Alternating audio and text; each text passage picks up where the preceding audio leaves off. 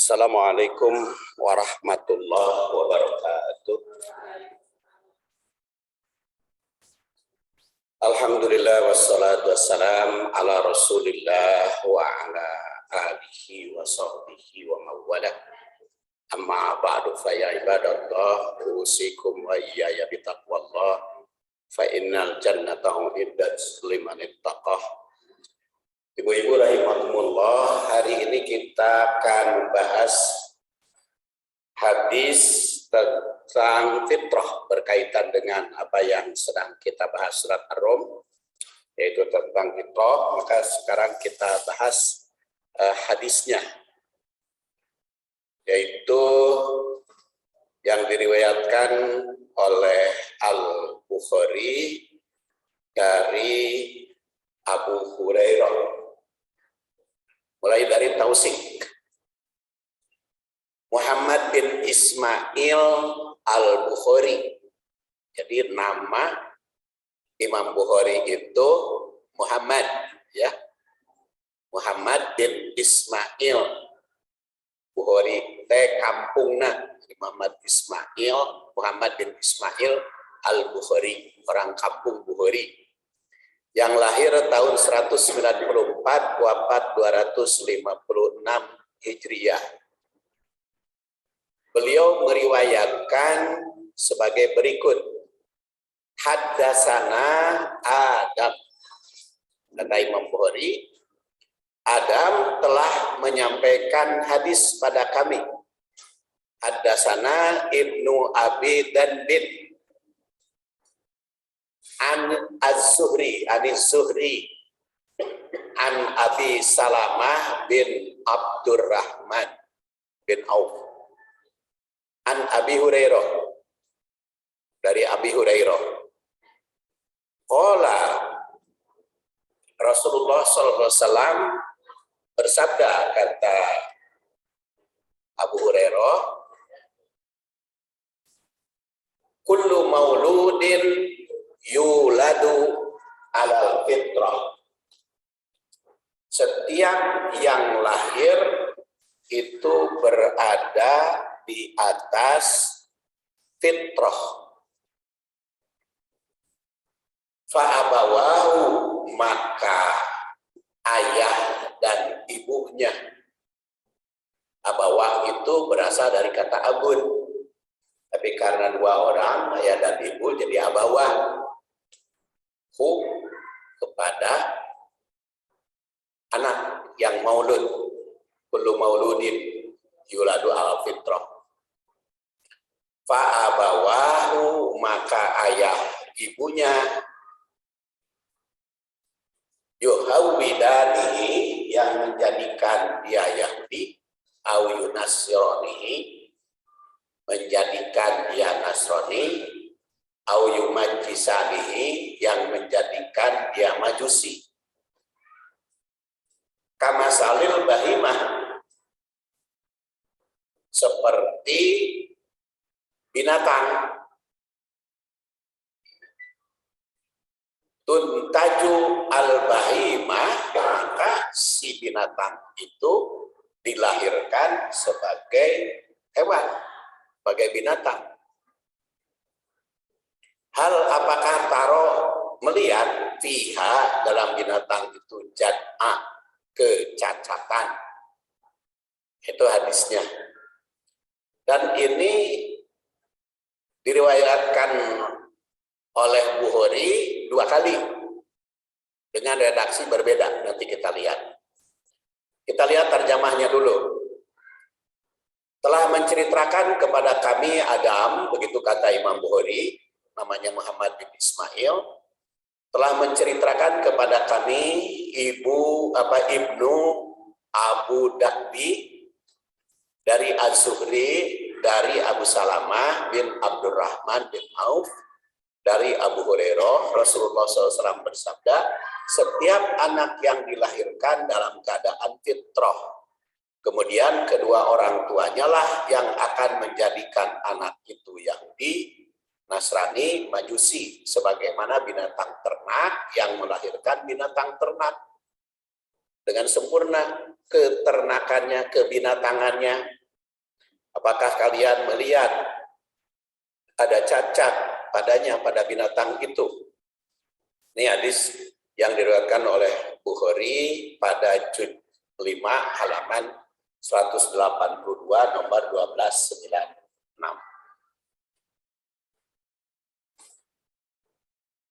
Dan ada matan yang berbeda. Dan kita kutip dari Al-Kutubus Sab'ah. Jadi kita lihat hadis ini dari kitab 7. Kitab 7 itu siapa? Yaitu Ahmad, Bukhari, Muslim, Abu Daud, Tirmidzi, Nasai, Ibnu Majah. Itu 7 kitab. Kalau 6 kitab tanpa Ahmad.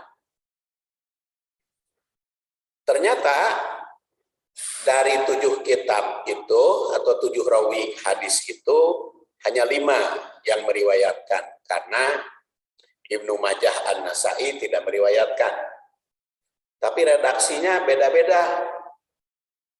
Imam Ahmad menyebut kullu mauludin yuladu alal fitrah fa abawahu yuhawidani yunasirani au yumajisani. Di situ ada hal tahissuna fiha min jad'a. Kalau Imam Bukhari makan meriwayatnya kan hal taro. Kalau Imam Ahmad mah hal tahissun.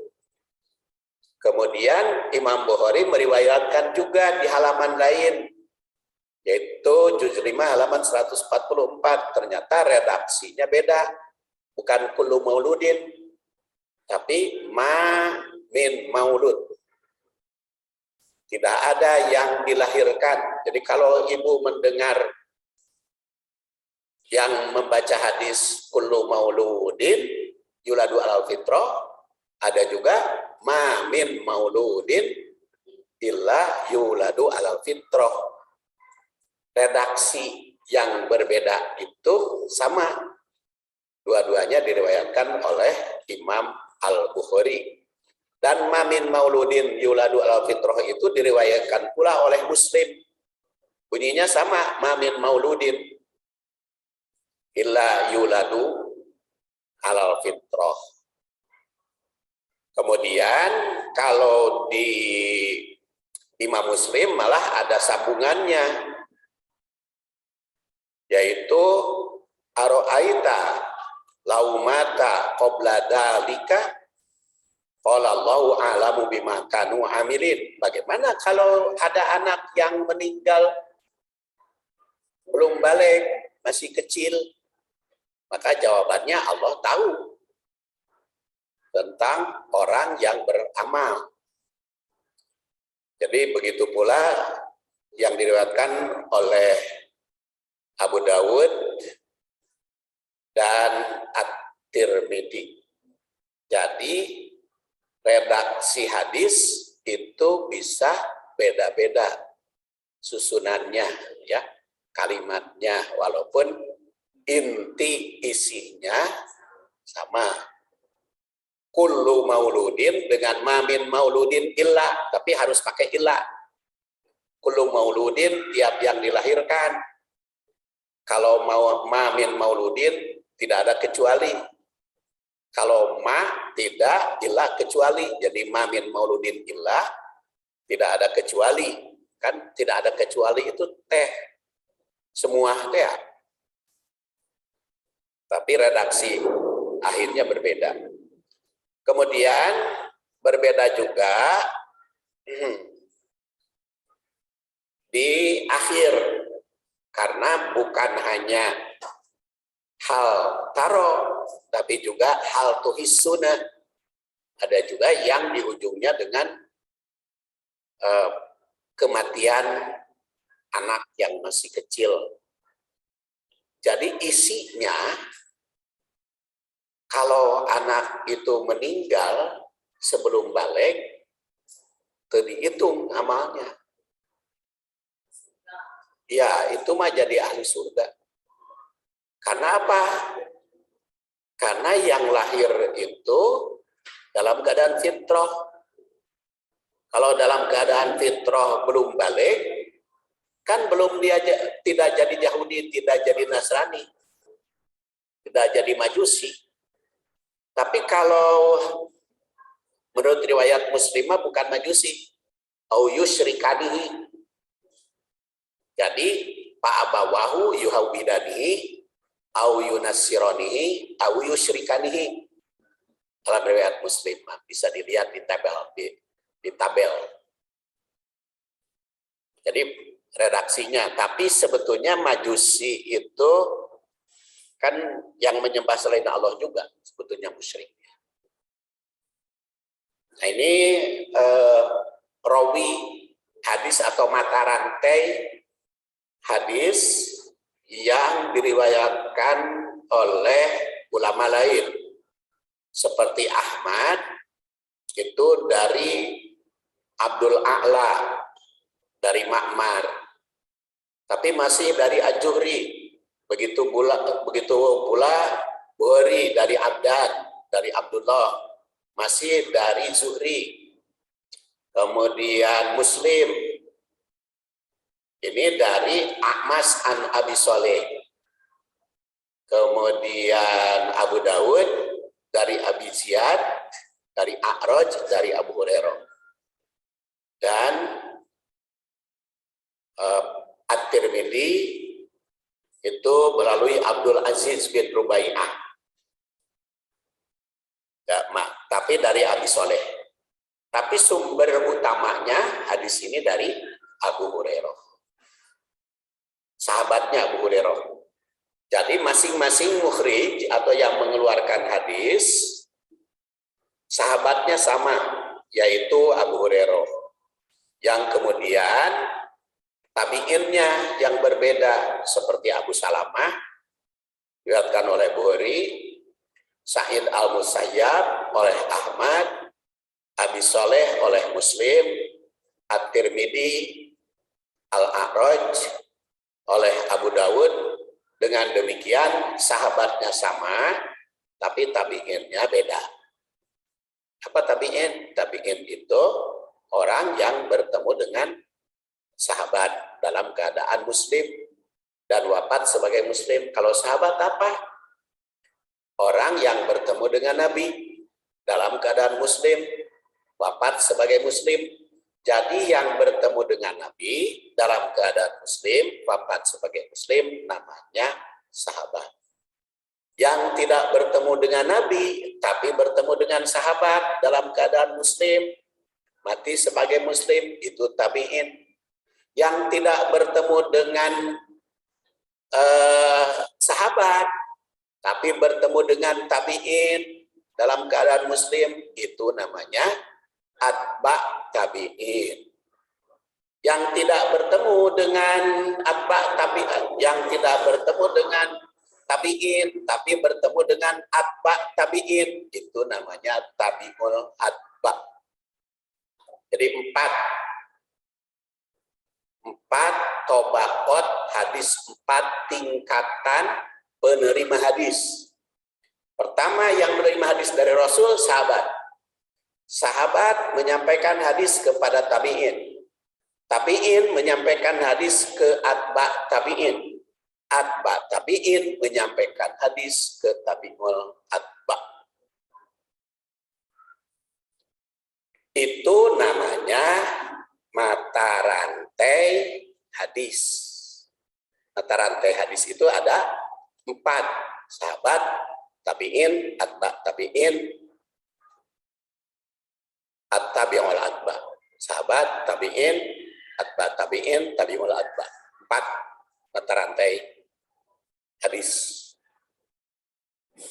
Itu sekilas mengingatkan kembali tentang ulumul hadis. Sekarang kita lihat tahrij hadis. Tahrij itu mengeluarkan, ya, mengeluarkan hadis. Pertama kata Imam Bukhari, haddatsana Adam.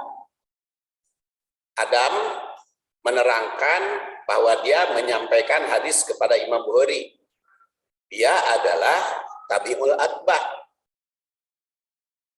atau al-atba tabi'in, bernama Adam bin Abi Iyas yang sering dijuluki Abul Hasan, hidup di Baghdad, wafat tahun 220 Hijriah.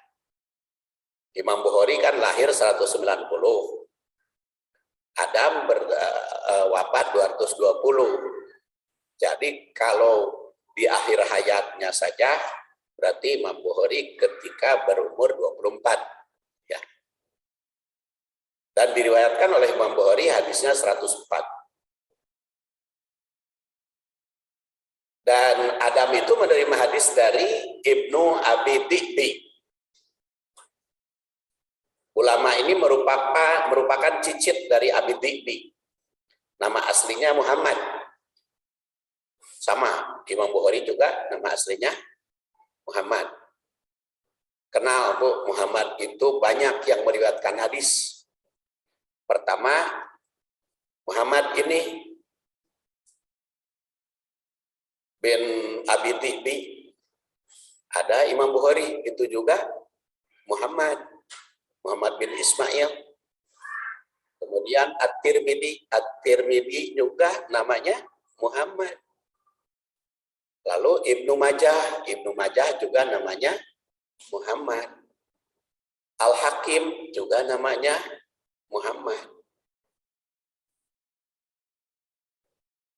Dan beliau Muhammad bin Abdurrahman Al-Mughirah bin Haris.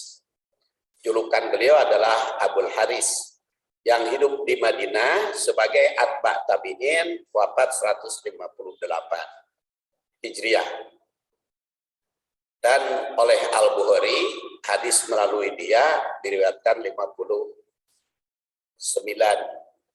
hadis. Dari Abi Salamah bin Abdurrahman, beliau merupakan anak dari sahabat senior yang bernama Abdurrahman bin Auf. Ibu kenal Abdurrahman bin Auf?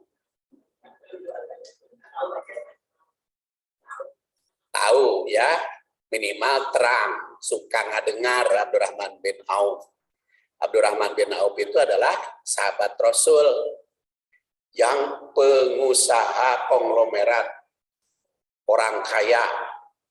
Ketika datang ke Madinah, dikorbankan seluruh harta yang di Mekah untuk kepentingan hijrah. Sampai di Madinah dia tidak bawa apa-apa karena sudah dibagi-bagi hartanya. Lalu ketemu sahabat ditawari, saya punya harta, kata sahabat Ansor yang berada di Madinah. Saya punya harta banyak, bagi dua aja dengan Abdurrahman. Anda setengah, saya setengah. Dan saya punya istri itu lebih. Pilih oleh Anda yang mau mana. Nanti kalau kamu mau nikah dari istri saya akan ceraikan. Saya berikan kepada kamu. Itu saking bersahabatnya kaum Muhajir dengan Ansor. Tapi kata Abdurrahman bin Auf, Anda tidak mau menceraikan istri Anda, dan Anda juga tidak mau membagi harta. Tapi tunjukkan di mana pasar. Saya akan jadi tukang kuli dulu. Kuli nanggung di pasar. Terus nanti kalau ada gadis atau ada siapa yang mau, nanti saya nikah. Akhirnya tunjukkanlah ke pasar. Jadi tukang kuli nanggung pasar. Tapi dari kuli nanggung itu jadi kaya. Jadi kekayaannya semakin banyak. Karena hebat pengusahanya, pengusaha besar. Sehingga jadi orang kaya. Dan akhirnya setelah jadi orang kaya, dia menikahi gadis Madinah dengan mas kawin emas sebesar korma. Emas besar korma 2 keting 900 gram. Kaya. Jadi tukang pikul, jadi pengusaha besar. Kemudian karena jadi pengusaha besar, dia sumbangkan hartanya untuk pahlawan perang Badar. Sumbang juga Ahlus Suffah sebanyak 400 Ahlus Suffah. Kata Ahlus Suffah itu apa? Ya, khodimul masjid yang tinggal di masjid itu disumbang oleh Abdurrahman bin Auf sehingga punya rumah masing-masing pavilion. Terus istri Rasul yang 9 disumbang rumah masing-masing oleh Abdurrahman bin Auf.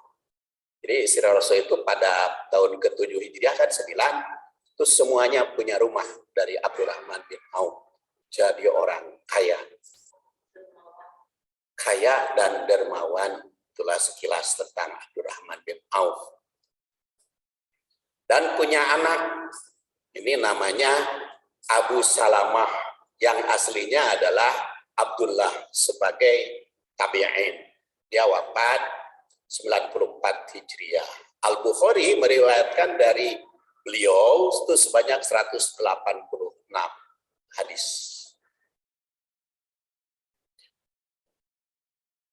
An Az-Zuhri, dari Az-Zuhri.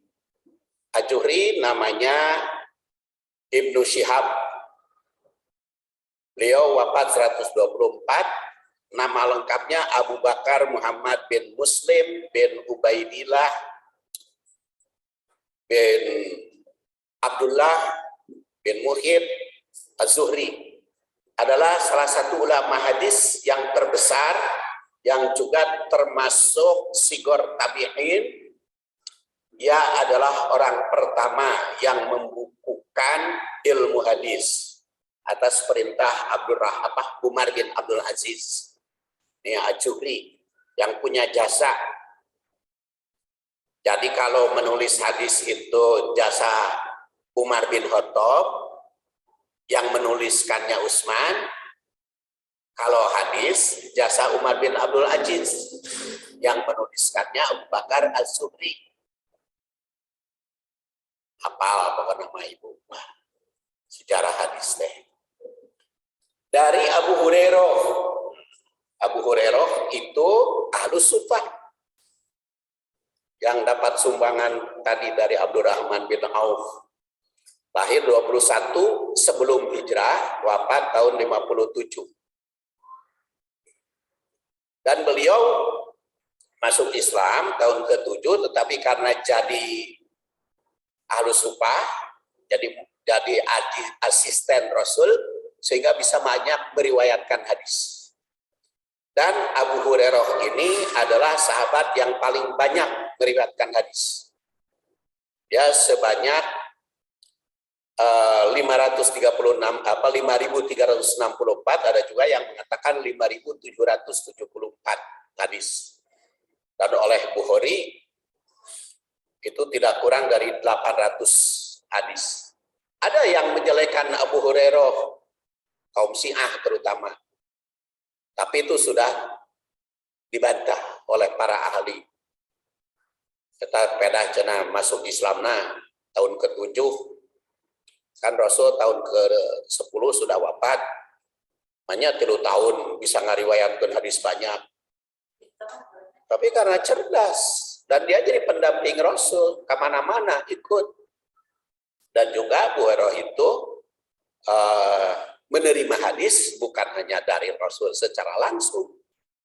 Bisa dari Abu Bakar, dari Umar, dari Utsman, dari Ali, dari Aisyah, dari berbagai, kemudian dia cek kepada Rasul, makanya bisa banyak hadis. Jadi umur itu kalau berkualitas, penggunaannya bisa banyak. Ya seperti Imam Syafi'i, lahir 150, wafat 204, cuma 54 tahun, tapi kitabnya sabrek. Ada Al-Um, ada Arisalah. Imam Ghazali, lahir 450, wafat 505, cuma 55 tahun. Iyanya karena itu tergantung ya. Saya 68 tahun, kitabnya 100 lebih, bukunya saya sudah tulis. Tapi kemarin sempat 1 bulan bersedih karena PC-nya rusak. Personal komputer yang gede itu.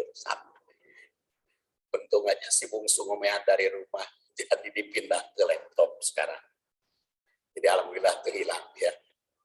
Dan itu tergantung kepada penggunaan. Dan sampai sekarang saya masih menulis terus. Menulis hadis, menulis tafsir. Insya Allah. Jadi tergantung kepada kemanfaatan. Sekarang kita lihat tarikh hadis. Tarikh pertama, memperhatikan riwayat Al-Bukhari sebagaimana tercantum di tabel. Abu Hurairah itu mengaitkan dengan fa'akim wajhaka lidini hanifan fitratallah allati fatarana nasa 'alaiha. Jadi Abu Hurairah meriwayatkan hadis ini dikaitkan dengan ayat yang sedang kita bahas, yaitu surat Ar-Rum. Fa'akim wajhaka lidini hanifan fitratallah allati fatarana nasa 'alaiha tabdila li khalqillah dzalika dinul qayyim walakinna aktsaron nas la ya'lamun. Keterkaitan itu di tengah-tengah membahas surat Ar-Rum, kita masukkan dulu bahasan hadis ini. Jadi historis ayat ini mengisyaratkan bahwa setiap bayi yang lahir itu dalam keadaan fitrah Islam. Jadi kalau allati fataron nasa 'alaiha, yang Allah menciptakan manusia atas fitrah itu berarti fitrah Islam. Makanya di dalam riwayat Muslim, fa'abawahu ayyuhawidanihi wa yusiranihi ayyumajisanihi ayyusrikanihi. Ada yang mengatakan bahwa anak zina, hasil zina itu menggugat orang tua, tapi itu hadis dhaif, tong dipercaya. Jadi justru hadis sahih ini yang harus kita percayai.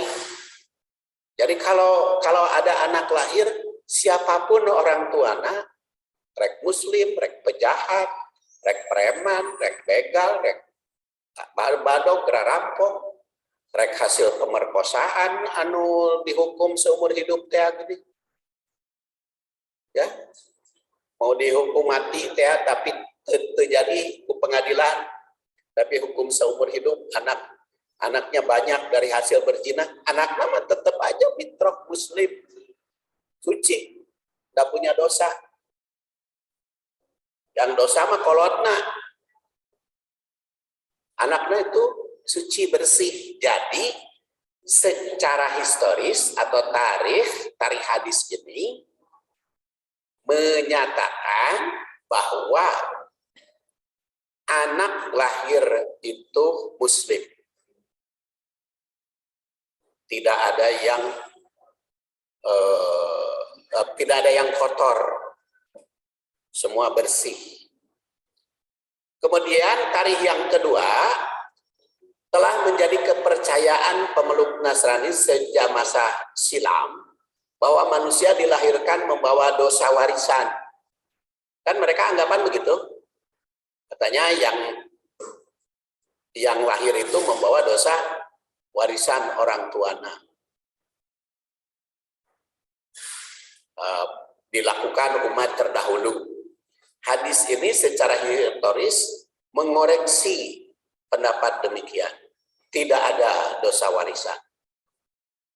Jadi kalau orang tuanya dosa, kalau orang tuanya berbuat jahat, itu tidak diwariskan dosanya kepada anak. Masing-masing. Nabi Ibrahim, ayahnya kan kafir. Nabi Ibrahimnya soleh. Kemudian Abu Lahab punya anak namanya Darroh binti Abi Lahab. Darroh itu sahabat Rasul, Abu Lahabnya jahat. Itu juga Hindun ya. Utbah itu kan dibunuh waktu perang Badar oleh Hamzah bin Abdul Muthalib. Jadi sahabat jadi sahabat Rasul. Dan ditegaskan pula di dalam Al-Quran surat Al-An'am 164, kul aghairallah abdi rabban wa huwa rabbu kulli syai' wala taksibu kullu nafsin illa 'alaiha wala taziru waziratun wizra ukhra summa ila rabbikum marji'ukum payunabbi'ukum bima kuntum fihi takhtalifun. Katakan olehmu, apakah selain Allah aku cari sebagai Tuhan? Dialah Tuhan segalanya, segala sesuatu. Dan la taksibu kullu nafsin illa 'alaiha. Tidak ada yang berkasab, tidak ada yang usaha manusia kecuali tanggung jawab atas usahanya itu. Wala taziru waziratun wizra ukhra. Yang berdosa tidak bisa ditanggung dosanya orang lain. Kan suka ada istilah, "Baiklah saya yang nanggung dosana." Nggak bisa nanggung dosa. Iya, masing-masing. Tidak ada bisa membebani, ya. Bisa membebani dosa. Kalau pahala bisa dibagi-bagi. Kalau dosa mah enggak. Kalau pahala mah bisa dibagi-bagi, umpamanya kita bersedekah, punya duit bersedekah. Semoga pahalanya sampai kepada suami saya. Semoga pahalanya sampai kepada orang tua saya, itu bisa. Kalau beramal soleh, beribadah. Semoga kalau pahala, kalau dosa mah nggak bisa dibagi-bagi.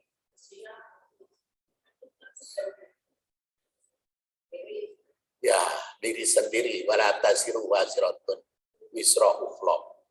Summa ila rabbikum marji'ukum, kemudian kepada Tuhanmu tempat kembali segalanya. Fayunabbi'ukum bima kuntum fihi takhtalifun, dan Allah menjelaskan tentang apa yang kalian perselisihkan. Jadi ayat tadi surat Al-An'am 164 tegas menyatakan pertama, apakah pantas mencari Tuhan selain Allah?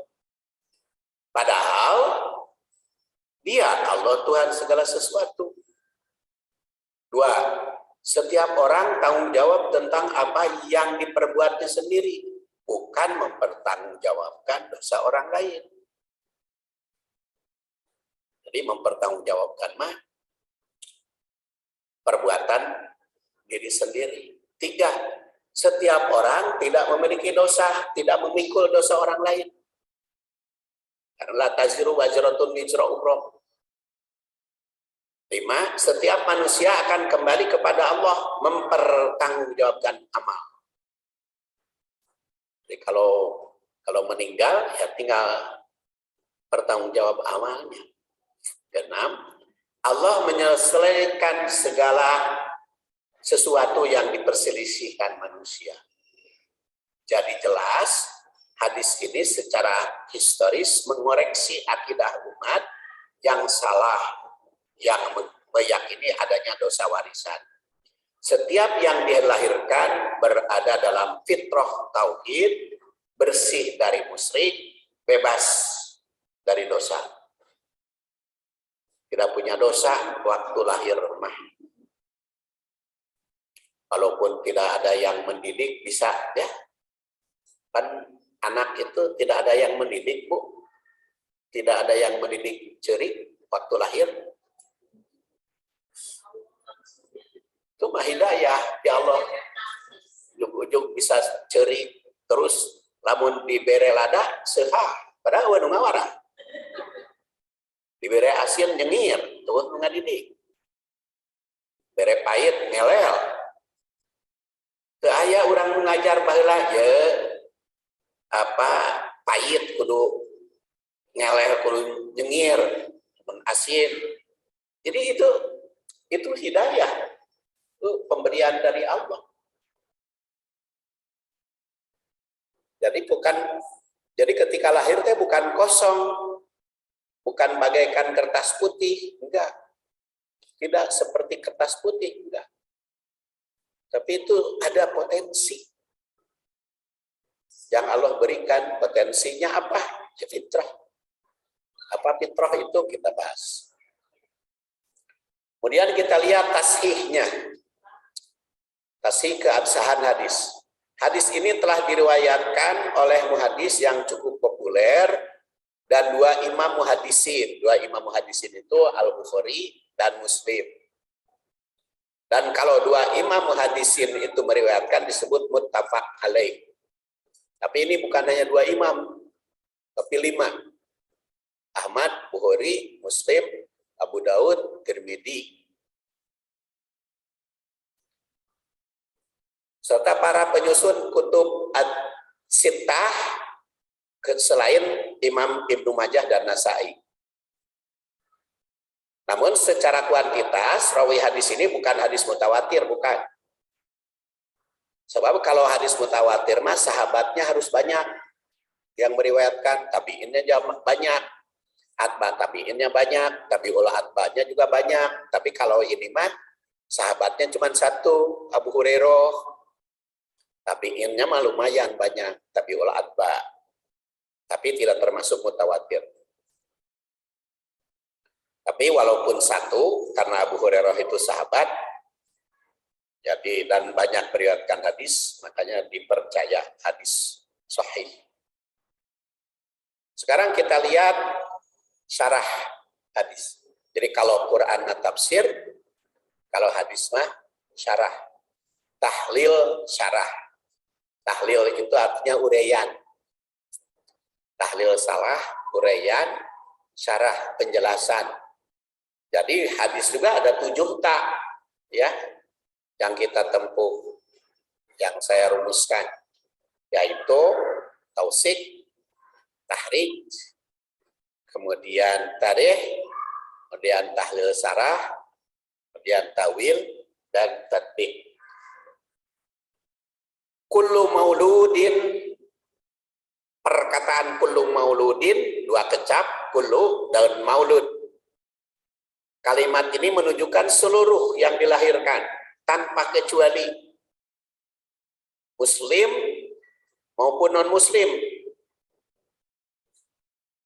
Jadi ibu bapaknya non-muslim, tapi anaknya mah tetap muslim ketika dilahirkan.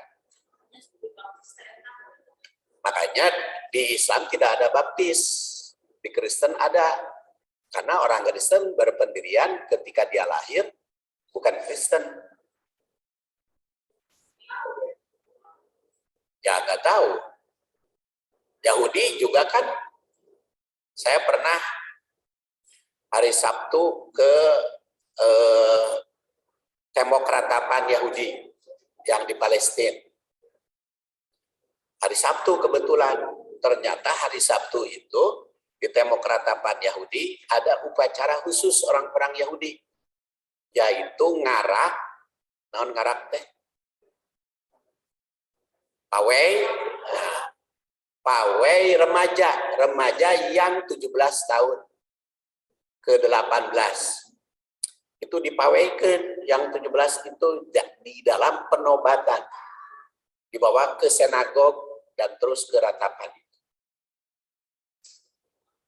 Itu semacam pembaptisan. Kalau di dalam Islam kan nggak ada. Kunaon eta atuh ari hitan. Hitan itu bukan pengislaman. Hitan itu pembersihan, karena al-aqlab la tuqbalu sholatuhu wa la tuqalu dabihatuhu. Orang yang berkulub teh laki-laki yang belum dihitan. Kan aya kulupan, aya perempuan mah aya kulupan, kan. Laki-laki kalau belum dihitan ada kulupnya. Nah, kalau belum dihitan tidak sah sholatnya. Maka karena akan sholat, maka dihitan. Makanya hitanan itu harus dilaksanakan sebelum berusia 7 tahun. Sebelum berusia 7 tahun, sebab 7 tahun sudah diperintah sholat. Kalau sudah diperintah sholat, sudah dihitan.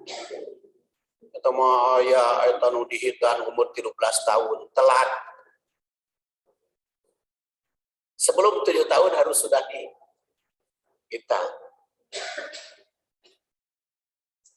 Jadi hitan itu bukan pengislaman, sudah Islam.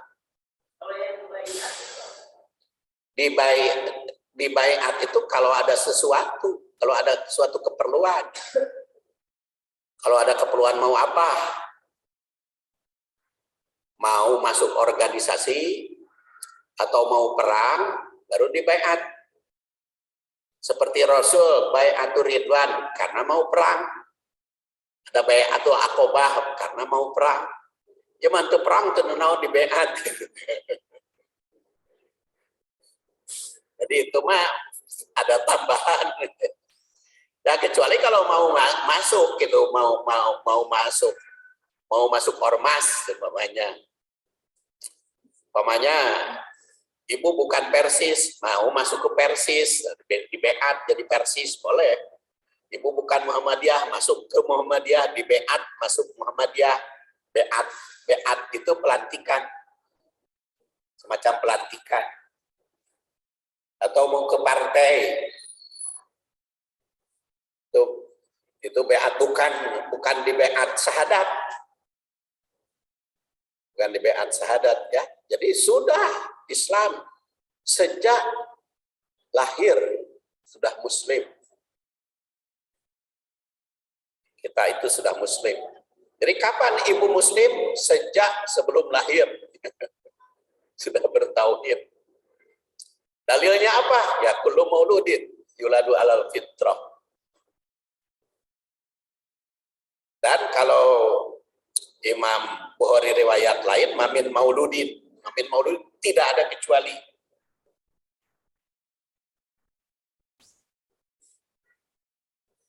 Yuladu alal fitrah. Yuladu dilahirkan. Alal fitrah atas fitrah. Jadi walada yalidu melahirkan. Wulida dilahirkan. Yuladu dilahirkan. Maulud lahir. Maulid kelahiran. Maulid itu artinya kelahiran. Milad itu kelahiran.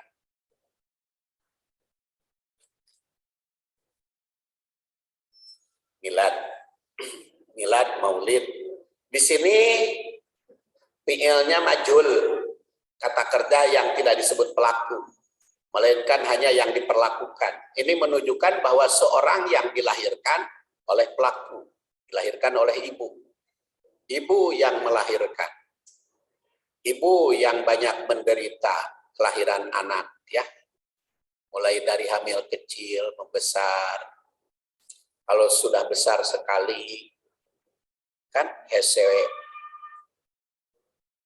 bobo, hese nangkarak, hese nangkuban, kan.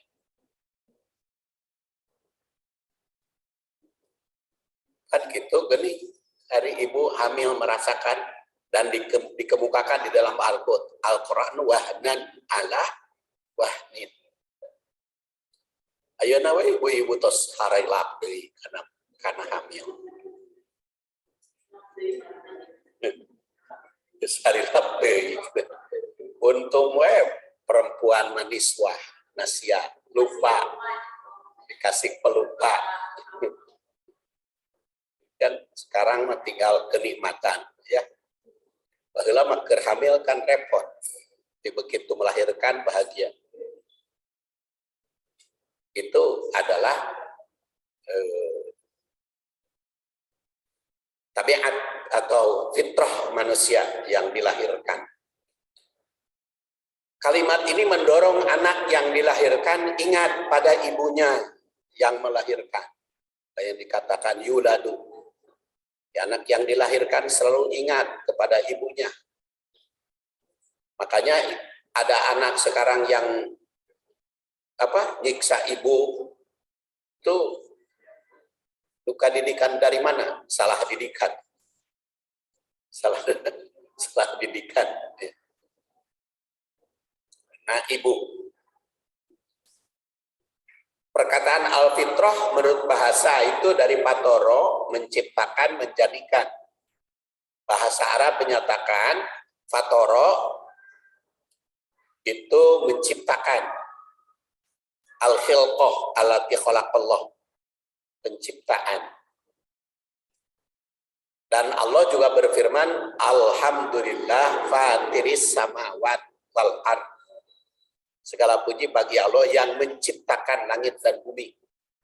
Itu surat Fatir ayat 1, fatiris samawat, yang menciptakan. Ya, khilqah, khalaqah. Tapi patoromah menciptakannya, memberikan potensi sekaligus.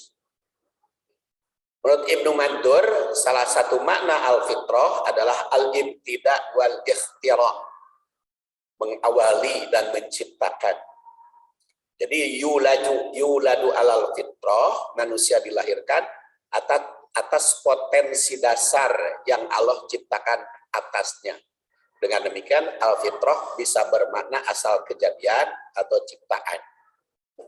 Dan Al-Jurjani yang lahir 740 wafat 816 Hijriah menandaskan al-fitrah al-jibillah al-mutahayyi'ah liqabuliddin, potensi dasar untuk menerima agama al-Islam. Manusia diciptakan atas fitrah berupa potensi dasar tentang Islam. Itulah salah satu maknanya yang diperintah oleh Allah, itu makruf, yang dikenal baiknya. Karena punya potensi baik, jadi tahu mana yang baik manusia itu. Yang dilarang itu munkar, ditolak. Karena seluruh manusia sudah mempunyai fitrah. Jadi kalau kita mau berbuat baik, pasti perbuatan baik itu enak. Senang, karena punya fitrah. Kalau berbuat jahat, pasti di hati kita tidak enak. Kalau kita berbuat dosa, sanajan berbuat dosa nama ngeunah, tapi setelahnya ada danbun, aya buntutna. Ya. Aya buntutna. Walaupun tidak beriman, tetap saja kalau dia berbuat jahat. Matakna koruptor geuning. Koruptor, duitnya menang banyak, duitnya banyak, hasil korupsi, kan bingung ngeunah oge. Terus dibagi-bagi, pembantu atas nama pembantu, atas nama tukang kebun, mobil-mobilnya teh ada rumah bagus atas nama tukang kebun. Tabungan di bank dia dibagi-bagi itu atas nama manehanana. Koruptor tuh takut kanyahoan. Dia tersiksa itu hidupnya. Karena apa? Karena dalam diri manusia itu ada fitrah. Ya, pokoknya kalau yang berbuat dosa itu, rek muslim, rek tidak, tetap ya. Ada danbun itu ada ekornya. Dosa ekornya. Segala yang diperintahkan Allah dan Rasulnya itu bagus, maka enak. Kalau kita sudah berbuat baik, enak. Segala yang dilarang pasti tidak enak dan bertentangan dengan fitrah. Dan diriwayatkan dari Iyad bin Himar, ini hadisnya cukup panjang. Yang intinya saja nanti bisa dibaca. Dalam hadis ini tersirat bahwa seluruh manusia diciptakan Allah dibekali potensi baik, itu condong kepada Islam. Tapi setan, baik setan jin ataupun manusia, yang mempengaruhi mereka ke arah negatif. Kemudian Rasul diutus untuk membawa umat agar tetap pada jalan yang benar. Tapi banyak yang menentang. Allah Subhanahu wa Ta'ala menjadi pengawas semua makhluk, baik yang taat maupun yang maksiat. Di akhirat manusia itu ada yang masuk surga, ada yang masuk neraka, yang semua itu terkait dengan amal masing-masing. Jadi orang itu masuk neraka, masuk surga itu terkait dengan amal yang dilakukan, tanggung jawab amal yang dilakukan.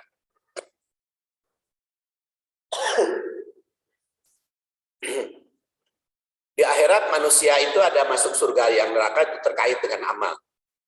Orang yang mampu mempertahankan keutuhan fitrah itu akan menjadi ahli surga. Nah, dia terus menerus suci dan bertauhid. Dan yang menyimpang berarti neraka. Jadi jelas manusia dilahirkan dalam keadaan fitrah yang asli Allah Subhanahu wa taala ciptakan atas dasar iman. Itu adanya pencipta. Jika mereka tidak yakin sebetulnya menolak fitrahnya sendiri. Jadi kalau tidak yakin adanya Allah itu sudah menolak fitrahnya sendiri. Perhatikan orang yang dilahirkan di suatu tempat yang jauh dari manusia lain, maka dia percaya adanya Tuhan.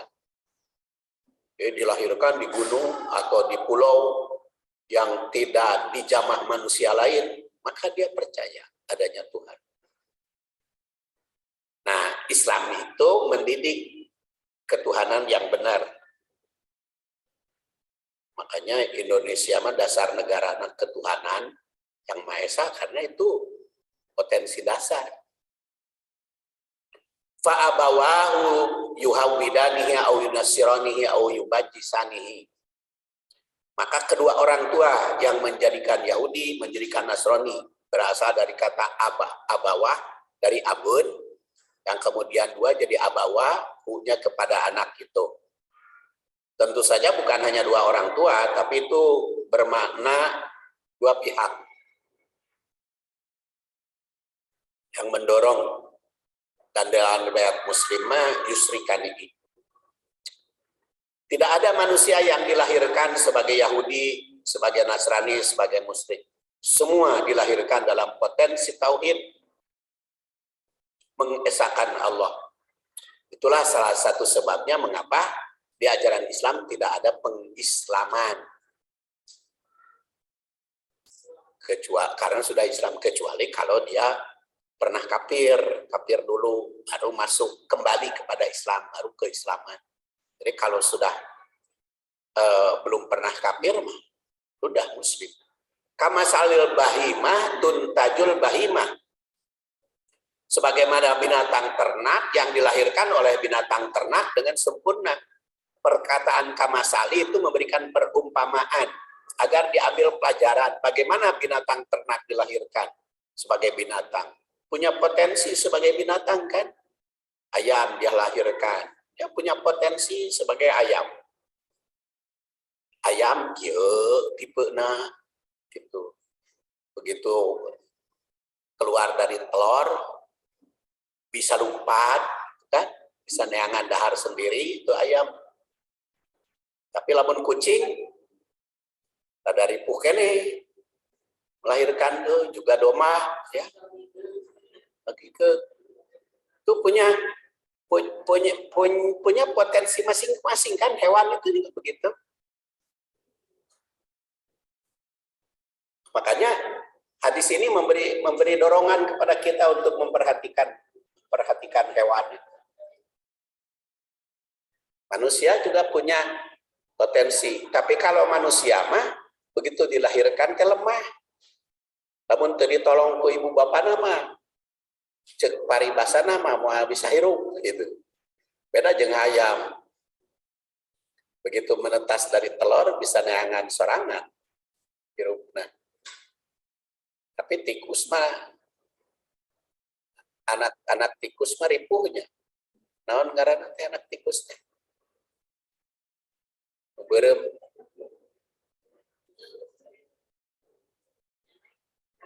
Eneng mah anak muni. Lamun menel anak gajah.